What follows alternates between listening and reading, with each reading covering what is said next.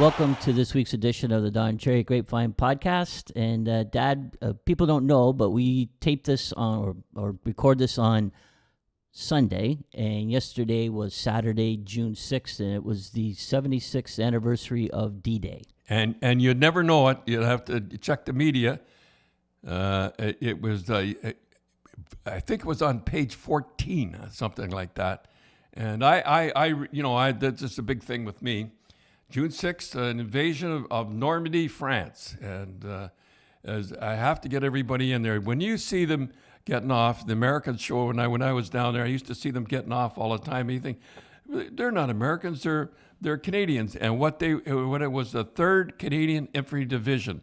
And the guy had the camera back, he had it still, I don't know how he did, he must have put it on. And that building's still there that you see getting off all the time.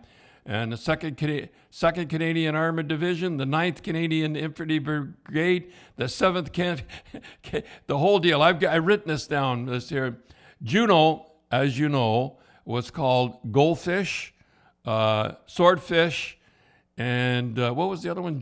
And I forget. And anyhow, Swordfish, so they call it Sword. A Goldfish, they call it Goldfish, and it was called Jellyfish. And Churchill, Winston Churchill said, wait a minute. We can't call him guys getting killed. Those are all the code names. They're all the code names for the beaches. And they were going to call it, when the Canadians landed, call it Jelly. He says, wait a minute, we're getting guys killed. And Churchill changed it to Juno. And boy, it was really, and Rommel was the guy that he was brought in. He was the best general. Regina Rifles, the Winnipeg Rifles, Canadian. And they had to run 100 yards across the beach. This is kind of important to me. And the only division, if you want, that reached their goal and they told they had to stop was the Canadians. And I just thought we'd put that in. Nobody knows about it.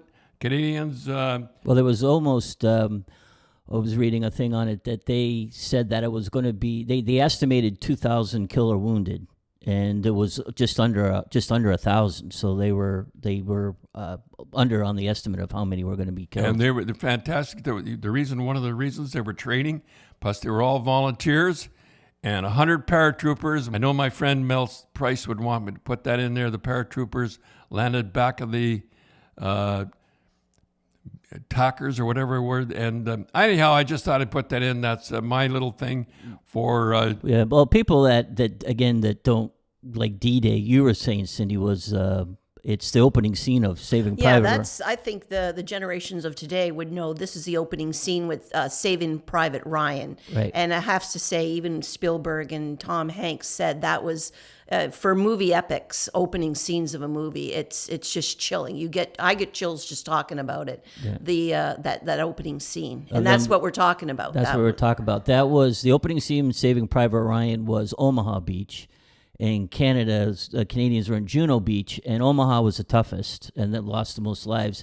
And they estimated that Juno Beach was going to be the second hardest, but the Canadians took it. My friend Captain Whitey Smith, who went from North Africa up through Sicily and Italy and everything, he said that was the closest he did ever. All the movies he'd seen, Rochester, New York, and that was the closest he's ever seen that. But he said it was wrong in a sense. You would never stop. If your best friend was shot, you couldn't stop and help him. Yeah, that was, I remember asking him, I said, what? He says, the only thing that didn't happen, he says, was when Tom Hanks landed, remember he grabbed the guy and he was like pulling him? Yeah. He said that never would happen. He says, you just keep going. He says, you don't stop. Said, you stop, but you get shot. He tells a funny story that a couple of times, kind of getting on the tangent here, that Whitey, he went from a private to a captain. He went from in combat, and you know what that means, folks.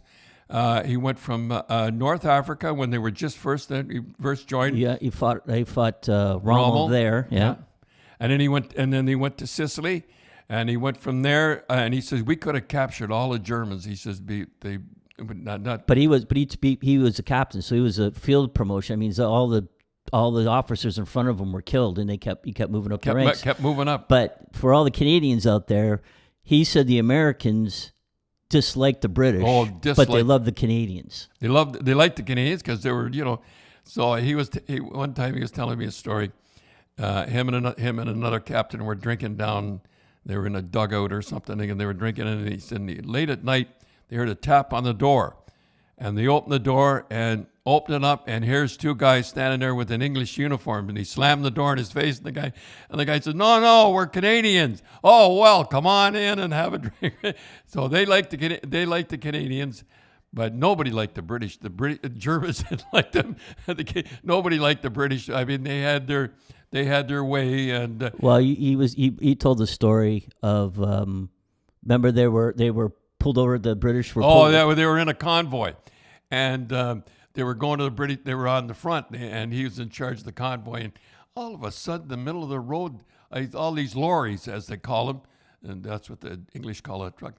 And he said, "Geez," he said, he gets out, and here's the English at 4:00. They're having tea over, and the war is going. I can hear and he run over and he said, come on, get these things out of the way. We got to get up the front." And he said, "Oh, take it easy, Yank. The war will be there when you get there." They had to have their tea, but you couldn't beat the British, boy. I mean, and they stood all alone. Yeah, for a while there they did. Well, Yeah, they were all alone. Yeah. Well, one day we should talk about Mr. Smith and talk about Oh, we some should. all All the the stuff that he told us He about. would never tell me. The funny thing is, I shouldn't tell him if we're going to talk about him. He would never ever talk about if he ever shot at anybody. He would never, and even when we were drinking, we used to go every Friday all the time, and he would, all he talked about is the good things. Yeah, well, and you imagine too, because he was right in the thick of the fighting, so it wasn't like he. No, and he was at that Mount Casino, and Tim, as we talk about Whitey, you remember the time we went fishing?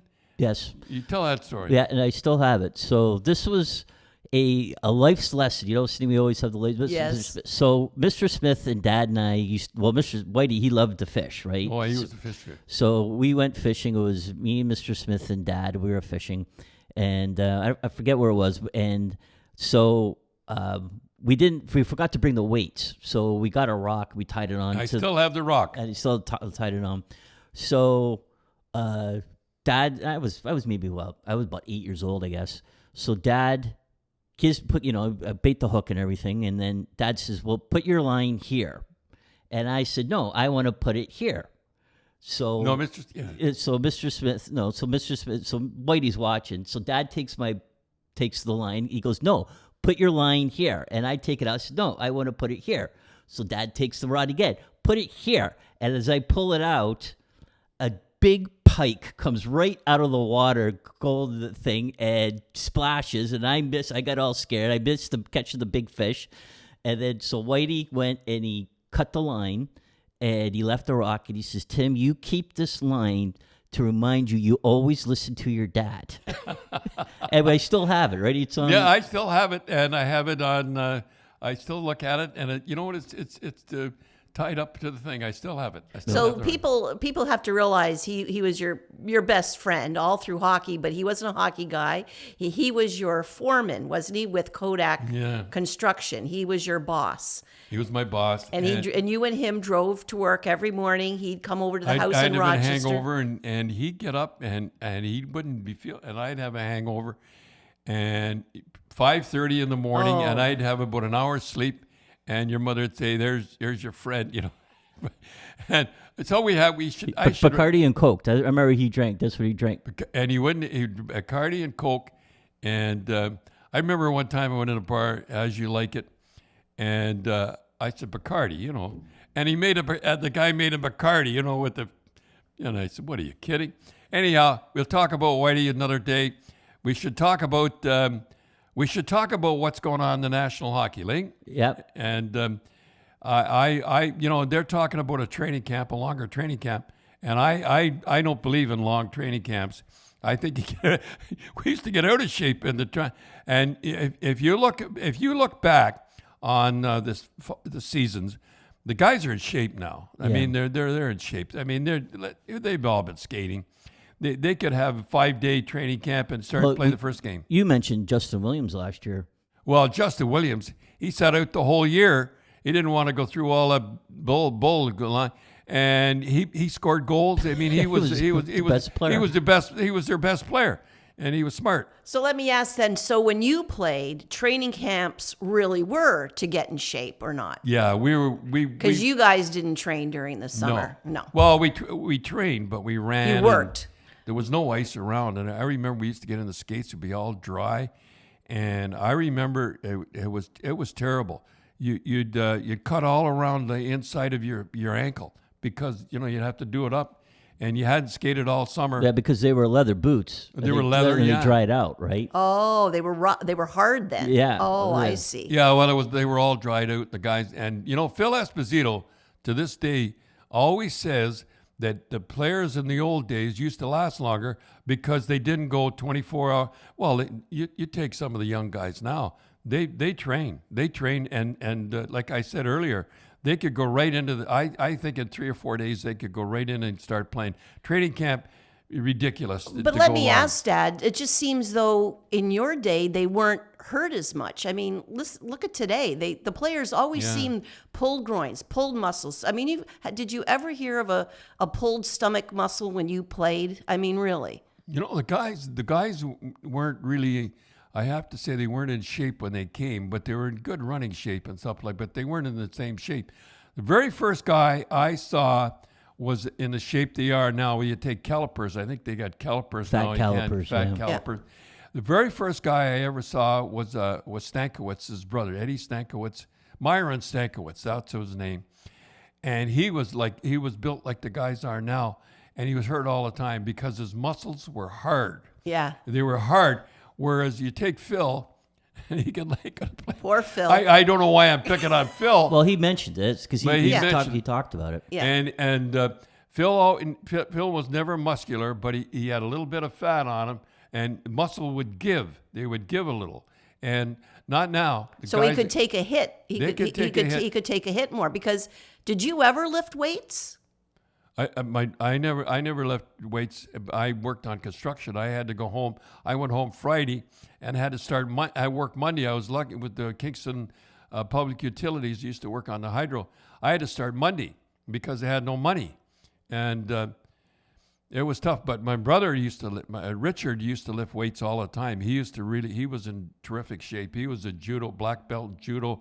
Well, Uncle Rich, now he was before his time. First of all, he was a university graduate when he played hockey and everything. So Richard was what I used to call him professional student, and because I never had any education, but he used to go to Queens. He went to Queens. He had more courses than. He went till he was 40, and he had more courses in education, and he got all the brains. And I remember he used to study. He listened to a radio with a pencil. You sharpen a pencil, and you tap, and he could study. And when he was, I don't know how we got on to Richard, but I remember he made the longest trip of any person. The team was the Kingston Frontenacs. It went from Kingston, Ontario, to St. Louis, Missouri. And they only stopped, and he studied, and he was one of those guys that could get on the bus, and the guys used to tell me as he was getting on the bus, he'd be falling asleep, and he could sleep on the bus no matter what was going on, and when he wasn't sleeping, he used to study. And I remember he played in the EPHL. Let's talk about that league someday. That was a great league. It was only about 3 or 4 years it lasted, and he flew in. And he got the tying goal against. I played for the Sudbury Wolves, and he played for the Kingston Frontenacs. And they flew him in. He landed on Ramsey Lakes up there. It was all ice, and it was awful. This talk doesn't sound too good to Richard and I, but we had a few beers all night, and I drove him to Ramsey Lake. He got on the plane, flew to Kingston. This is no kidding. This is hard to believe. Flew to Kingston. Landed about 7 o'clock. Went to school. Went to college. Well, Uncle Rich is what you call a Renaissance man. yes, He is, and people say very few people are Renaissance men. And define a Renaissance. A Renaissance man is a person who is good in everything. That's about basically, and Yeah, they're he was. good. They're smart, and they're good. They're artistically good. They're good in sports. And you look at Uncle Rich. I mean, he played hockey, made the National Hockey League. He did. He was good in, well, he was judo. He was a Black belt in judo, first Dan, but there's only 4. And then he was taxidermist. And then carving the ducks. I have ducks in my house with him. And he used to win blue ribbons at the Royal Winter Fair all the time. He what he did was everybody had the wood duck. I remember this here, and he said, "Well, I won't do the wood duck. I'll do the female duck." And he won first prize. And that was a big deal when a female duck decoy beats the fancy schmancy male plumage that are lots of colors. That is a real credit. Yeah. So his carvings, the feathers look real. They were so unbelievable. Well, I said to Aunt Lil, I said to her, when did Richard take up taxidermy? He had a grouse. The tail was so thin you could see through it. You know how, like a feather. Yeah. And then he was a 50-50 shooter, like a bang. You know, like skeet shooter. Skeet shooter. Yeah. And he used to make his own.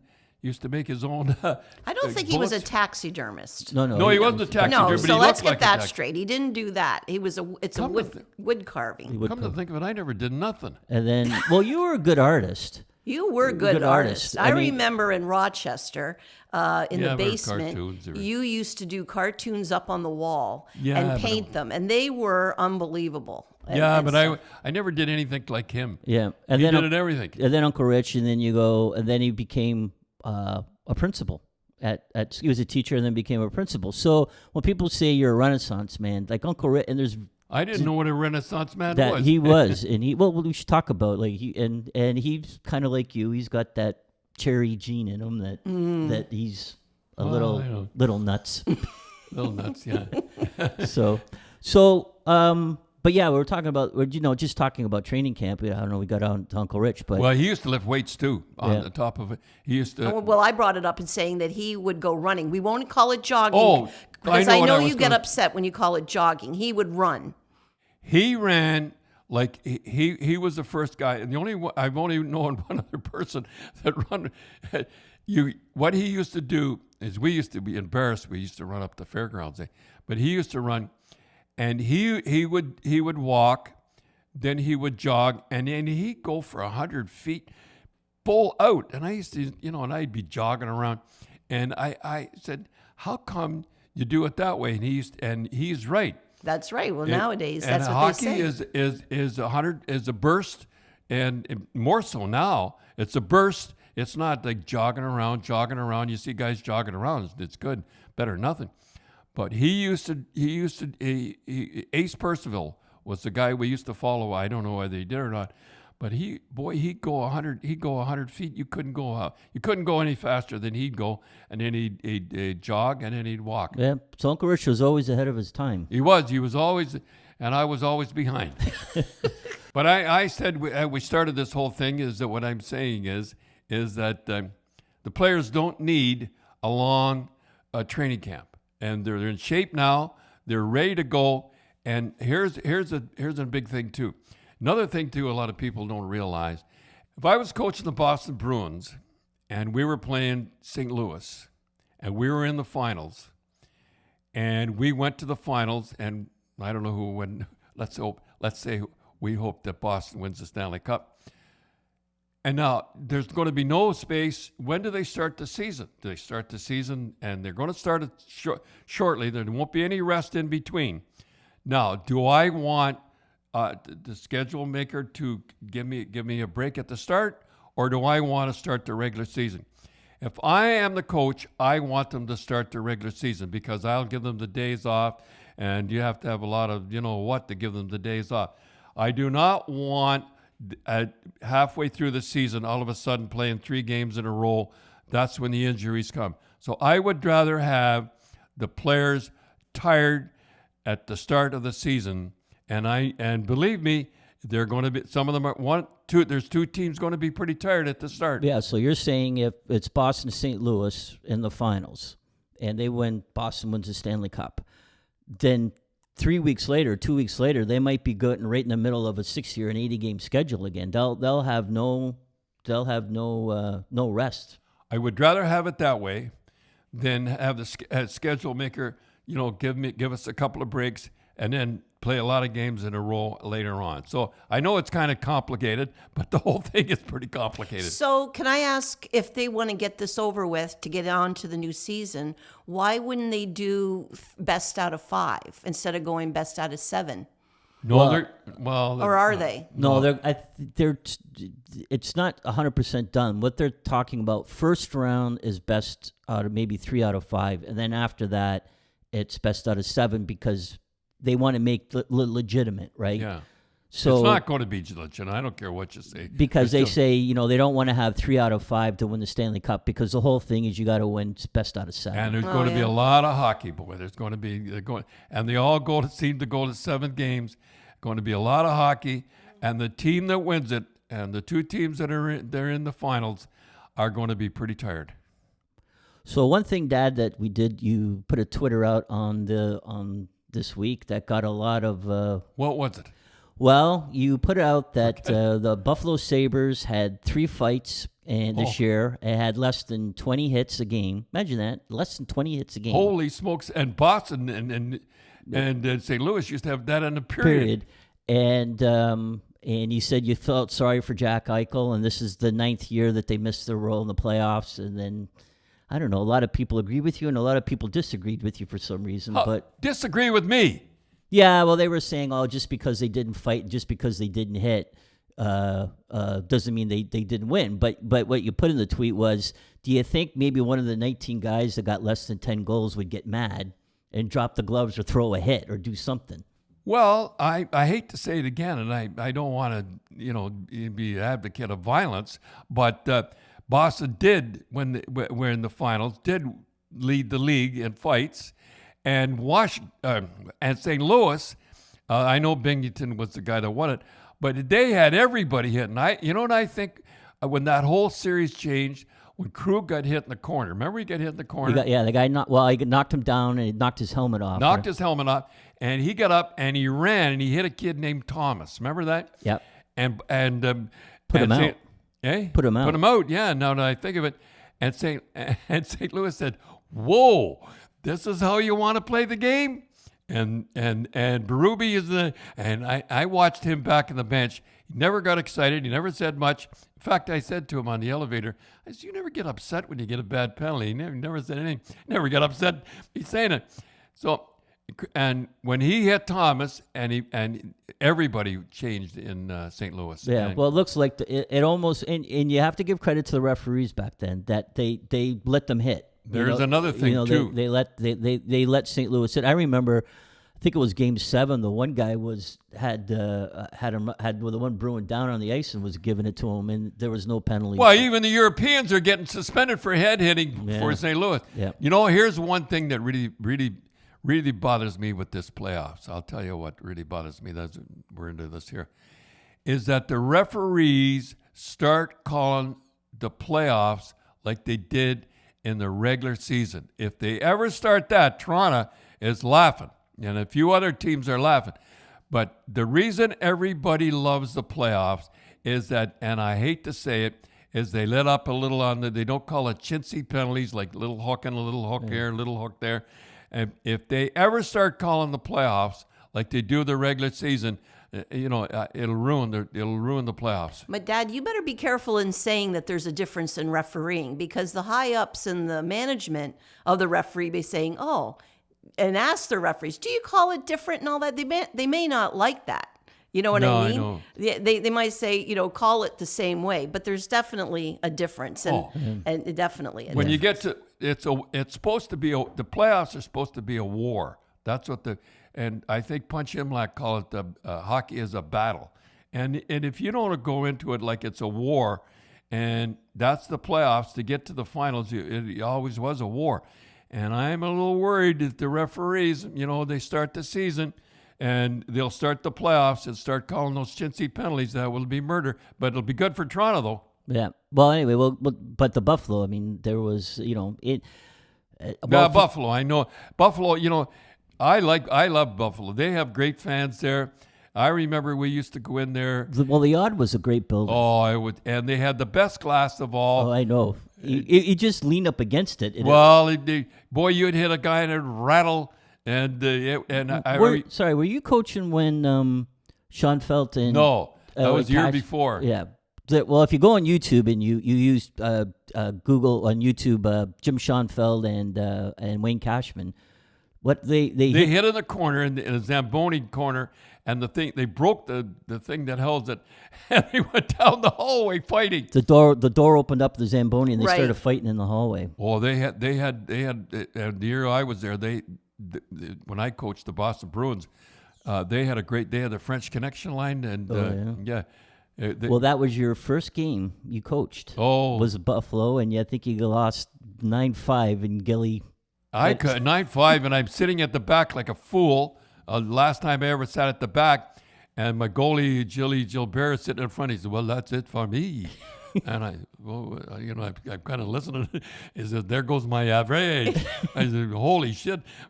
Here I am, my first game, and little wee guy with a bubble helmet. I'll never forget. Got a hat trick. Danny Gare. I said, "What have I walked into here? This is the Stanley Cup champions in the finals, and I get hammered the first game." Well, I remember too in Buffalo in the odd. They used to have, and they don't do it now for any reasons. They used to have The crowd seemed to be into it more. Or something. Well, in the odd, they used to have a thing. Whoever had the best sign that they hanged got tickets to the next game. And then I think they said then they had the one. And remember the one with you? Oh yeah, the one they had hanging, and whoever had the best sign got to the finals. Always so the best sign. It was voted the best sign. Cherry and Winsink. Goon with the wind. I remember Something that. like that. Anyhow, yep. and that won the best sign. It was pretty good. I mean, I can remember if they were televising a Buffalo game, I would tune in. Not that I care about Buffalo, because they would show those signs on TV. And it was very entertaining. And the crowd seemed. It was a loud rink. And it was a loud rink, and you banged in the corners. And the time that I remember we were losing, and we came back and won in the third period, and Greg Shepard, Bobby Schmatz, and was it Donnie Marcotte got the 1, 2, 3 stars? They got 1, 2, 3 stars. I think this was the best. So I thought I'd come up and see how they'd act. And what they did, this is no kidding. I don't know whether you're a kid or not, used to do in the snow. They grabbed each other's elbows, and they went around the rink like a locomotive, like that. Oh. And we used to have fun. I had more fun there than any place. And when we'd win, which we usually did, they had a pretty good club. They had a French Connection line. Yeah, and Jerry Korab, John Schoenfeld, and they had a good. They had a real good club. You keep in touch with Rene Robert and still. Well, I used to. I don't have Rene Robert, but Rene used to love Blue, the original Blue. Boy, they liked each other. Didn't they? My original Blue only liked 2 people. He liked Whitey, and I think there was the aftershave or something. Yeah. And Rene. And Rene Robert. Yeah. Anyhow, Buffalo was. Well, and it's sad to kind of see that they're nine years in a row. And I cheered for Buffalo every time, and I called because remember he gave me I used to talk about the GTHL all the time, and as a joke, we had our picture taken. I still have that. I see that. Yeah, picture. well, you brought. How about that? Was that draft year with McDavid and was it McDavid? No. Yeah, it was McDavid. Yeah, McDavid and all those guys, and Sheriff. And that was on Hockey Night in Canada with them, and like you used to introduce the players on Hockey Night in Canada, all the up and coming draft picks. I'd always show the GTHL, and he gave me. I still have it. A beautiful USA hockey they used to wear. He says, "Here, Don, this is for you. Thanks for all the USA hockey support." Yeah. Jack Eichel, and I kind of feel sorry for him because boy, he got into a couple of fights this year, and they didn't give him a penalty for it. I forgot who he fought. He got 4 minutes, but you feel sorry. But we'll talk about Buffalo and some of the strange moves that they made. Well, trading Ryan O'Reilly, remember he wanted out and the whole deal. But the one thing I didn't understand was a guy named Matt Molson. He played for the Islanders. You knew his dad too. Yeah, and he played for the Mississauga Braves, Double A, and then he eventually made it to the National Hockey League. And I don't think he was drafted. no, I don't think he was drafted. I think he kind of was a walk-on. He's always one of those guys that was a bit of an underdog his whole career. And we cheered for him because we knew Yeah, him. because we saw his dad a lot. We were out in the rink, and his dad was always nice to come over to say hello and stuff. So in the 2016-17 season, he had 14 goals and 32 points. So right now that would have made him fifth this year with Buffalo. And he had 11 power play goals. And only 10 other players in the league that year had more power play goals. And then the next year, sent him to the American Hockey League. I don't know. I never figured out why they didn't like him there. And because he wasn't a rough guy or anything like that, but he could put the puck in the net. Yeah, he had 11 power play goals. I mean, he was only 7 guys in the league had more power play goals. And you wonder, and they let him go. It's because you get the stupid reporter saying, well, he only scores on the power play. Well, no, the best one of all, and I knew we were going to talk about him, is Jason Allison that played for Toronto.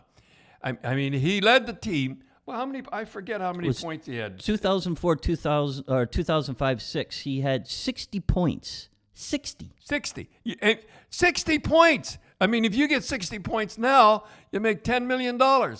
And he had 39 power play points. 39. And they say, oh, yeah, but, and the reporter said, oh, yes, but he's not that good. He only scores in the power play. Only scores in the power play? I mean, who cares how he gets points? So if he scores 100 points on the power play, that's no good. And then next year, right out of the league.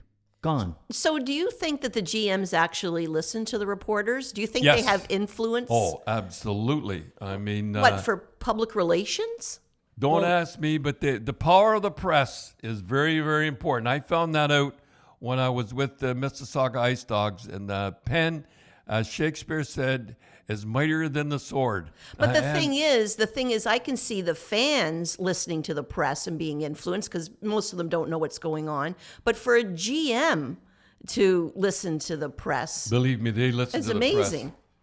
I know when you're on Hockey Night in Canada, you listen to the press. Yeah. But there's one guy. This story is like one of the most unbelievable stories in hockey. Is Paul Gardner. Now, I remember this game. I watched the game. He did cross-check. This was 1981-82. Yeah, and he's the son of Cal Gardner, and he's the brother of Dave Gardner. Yeah. And his name was Paul Gardner. And he was playing for Pittsburgh at the time. He's playing for Pittsburgh. And he cross-checked Dougie Smale. I think it was Doug Smale. Yeah, and I watched the game. And a guy came in, a real tough guy, big guy too. It's a big, tough guy. And broke his jaw in 3 places. Just suckered him. And I don't think Jimmy Mann ever recovered from that either. No, he got a 21-game suspension. That was, at the time, I think that was the longest suspension ever. I felt sorry for Gardner. He was having a good year. And he still led the power play goals. He was a specialist on the power play goal. So he played 59 games that year because he broke his jaw. Yeah. And he still led the National Hockey League in power play goals. Now he comes back the next year in 1982-83. I'll put the name. He got 20 power play goals. 20 power play goals. He had 55 points. Tied in the league with Al Secord with the power play goals, and then he was gone. Right? Yeah. After that, the next year he was in the American Hockey League. Yeah. How do you figure a guy tied in the league with power play goals, and then he doesn't make Well, for 2 years he led the league in power play goals. The second year he was tied, but so you could still say he led the league. For 2 years in a row, he led the league in power play goals. And he's gone. And he's gone the next year in the American Hockey League. He went. Let me just tell you what he did. I remembered. I wrote this out. He went to the American Hockey League. He played for the Binghamton Whalers, and he had 100. He scored 130 points, and he was the MVP of the American Hockey League. The American Hockey League. Next season he played for the Rochester Americans. Get this, he got 112 points, and he was the MVP again, and then he was gone. I mean, he needs a new agent that'll only have a one-way contract. It was unbelievable to me to watch this kid through the years the MVP 2 years in a row, get power play goals, and they get rid of him. I could never understand it. And he was a good guy, too. Yeah, and it just there are a lot of really weird stories when you look at like if you were a guy now that had 20 power play goals and 55 power play points in the National Hockey League, you'd be getting $10 million. $10 million, and he was out of the league. I think the only guy, you and I had a little discussion about this. He was the guy, Paul Gardner, but I think the guy that I can't, it just boggles the mind was my buddy Bobby Schmatz. Yeah, and the last year he played in the National Hockey League, get this, the last year he played, he had 26 goals and 26 assists. He had 52 points, and he didn't play again in the National Hockey League. Now they wouldn't get, if they get 26 points, they get $3 or $4 million. Yeah. But he had 26 goals, and I asked Harry Neal, I said, Harry, he was a coach at the time. I said, how come you 26 goals? He said, I couldn't handle him. I had a tough time with him. Every guy that was on the club that was having a tough time, he'd come in and fight for him. And that year was Dennis Kearns. Remember Dennis Kearns, the defenseman? Yep. And he said, I don't know, I was benching him or something. And he'd come in all the time and give me a hard time. He'd say, why you been, and someday he must go on Bobby Schmatz. Well, we talked about him. Well, I got more stories on. But he did that with you. He did that with me. Yeah. And I remember we were in Atlanta. We went to a bar called the Wharf. I'll never forget it. There was Jerry Cheevers, and Brad Park, and somebody else. I forget. But anyhow, it doesn't matter. They wanted, and I'll tell you the story. They wanted Daryl Annestrand to make the club. He was a defenseman, and not Stan Jonathan. And because Stan he knew it was a favorite, and your favorite, my favorite, and Stan hadn't. I think he'd played about 4 or 5 games. He hadn't had a fight, and he was going up and down a swing. He was nothing. And Annestrand, I got to admit, was a pretty good defenseman, but I had my defense set, and Schmatzy was there. You think he would give up on Daryl Annestrand? He bugged me, he'd come in. I mean, I could tell you stories about Schmatzy and Daryl and Doak. One day, can I tell a story? I'll tell you a story about Doak. This is a funny one. Gary Doak. Gary Doak was one of my defensemen, and I remember he weighed about 175 pounds, and he'd run out and hit guys, and he was hurt all year. So I told him in front of the team meeting, I said, if you hit another guy, well, that's my job. You're hitting guys 200 pounds, and you're only 170. So anyhow, he played it, and I could tell you a lot of stories on Daryl and Gary Doak. But he was a guy that Schmatz had come in, and he said, he was like the straw boss. He was voice for everybody. Well, a quick thing, though, was Stan. The guys were, and then Stan got into a fight with Moose DuPont right in front of the bench, and I think that kind of changed things. Yeah. Yeah, that was Schmatzy was always a handful. That's for sure. Oh, I could tell you more stories. I think I'll write down all the stories, and we'll talk about Bobby Schmatz some more. Yeah. So we'll end it up here, and I think next week we're going to talk about a guy that was one of my favorites on Hockey Night in Canada, and now is the head of the NHL alumni, Glenn Healy. Oh, Glenn Healy. Yeah, they put him down between and everybody that was any good, they put down in between. I used to put in between the penalties, or no, the penalty box and between the benches they used to put. Yeah, between the benches. And and everybody knows the worst view of anybody in the whole building is the coach, because you're down there, you're in amongst the players, and there he puts Glenn Healy was down there, and I used to feel sorry for him because he was a good color guy. Yeah, he was. Him, Al Strachan, and I don't care. I like Mike Milbury. For sure. Those were my 3 favorites. Well, I'm one of those bad people. I like listening to people's opinion on hockey that played the game, as opposed to a lot of other people that give their opinion. Yeah. So we'll talk about Glenn Healy next week, and we'll wrap it up. He's a player. He's the head and the president. And I'll say one thing. One thing about him before we leave, And we should talk about Glenn Healy, best backup goaltender of all time. He used to keep them loose. He's the head of the players' alumni, and he made 190 calls, if you can believe it, 190 calls to anybody over 65 years old. 190. And when he said Kenny Dryden, it was a little longer than Kenny can talk, and he's slow, as we know. Yeah. But boy, Glenn Healy, boy, he was a. I thought you were going to say his claim to fame is that he plays the bagpipes. No, I'll get into all that stuff later. That's what I thought his claim to fame was. His claim to fame was he was a great backup goalie, and and now he's the head of the alumni, and what a good job he's doing.